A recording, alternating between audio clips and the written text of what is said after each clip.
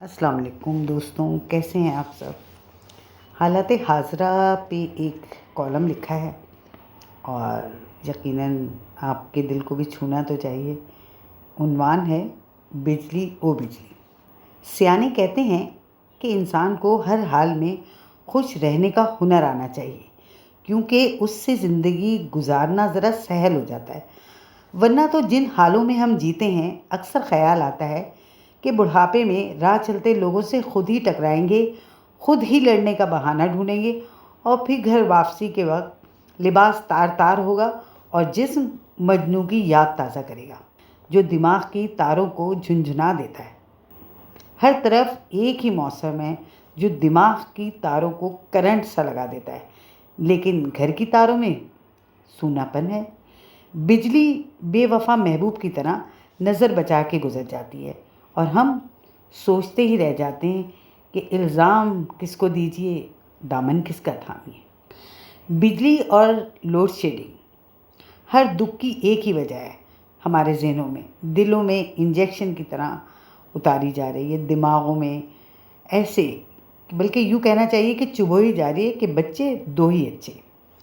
जब जामिया कराची से इमरानियात में एमए कर रहे थे, तब से आबादी बढ़ने की वजूहात तलाश कर रहे थे और आज इतना अरसा गुजरने के बाद भी हम उन्हीं वजूहात और रोकथाम के मसाइल पर बात करते रहते हैं। हमारे ही जैसे कुछ लोग चांद तक भी पहुंच गए हैं, ख्याल है। आपको भी कहा जाता होगा, क्योंकि मुझसे भी अक्सर ही लोग कहते हैं कि जिसे कंप्यूटर नहीं आता उसे कुछ नहीं आता। मारे बांधे कंप्यूटर पर काम करना शुरू किया तो वक्त ने एक ज़ोरदार कहका लगाया और हाथ में कलम को हमने कुछ और मजबूती से थाम लिया, क्योंकि बिजली से चलने वाली हर शय पर हक तो बिजली रखने वालों का ही है ना। और हम हंस दिए, हम चुप रहे कि हमें चुप रहना चाहिए, क्योंकि हमें खामोश रहने की भी तो तालीम दी जाती है। वरना किस तरह लोगों को यकीन आएगा कि हम एक सुलझी हुई कौम के तालीम याफ्ता फ़र्द हैं।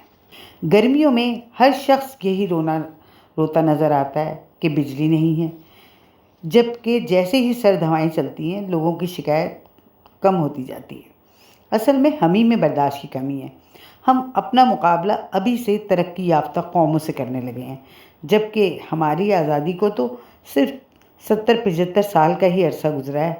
अभी तो हमें बहुत सफ़र करना है, और सफ़र भी ऐसा जिसमें ट्रेन 10 से 12 घंटे लेट हो जाए तो ये तो आम सी बात है ना। लीजिए, दुख था बिजली के बहरान का और सफ़र की बात होने लगी। हमारे दादा जान फरमाया करते थे कि यही वो अलमिया है जिसकी वजह से हम खुश नहीं रहते। किसी की सुनते ही नहीं हैं, सिर्फ अपनी सुनाना चाहते हैं। और जब सिर्फ अपनी कहने की आदत पड़ जाए तो बंदा अक्सर भूल ही जाता है ना कि वो बात क्या कर रहा है। आएँ बाएँ शाएँ करने लगता है, जैसे कि आजकल बिजली के बहरान के मौके पर हो रहा है। क्यों हम इतने बदहवास होते जा रहे हैं? क्या हुआ अगर आपके बच्चों के इम्तिहान में और घर में बिजली ही नहीं होती? बस घर में बाकी तो सब कुछ होता है ना, किताबें, नोट्स, कलम, कागज़।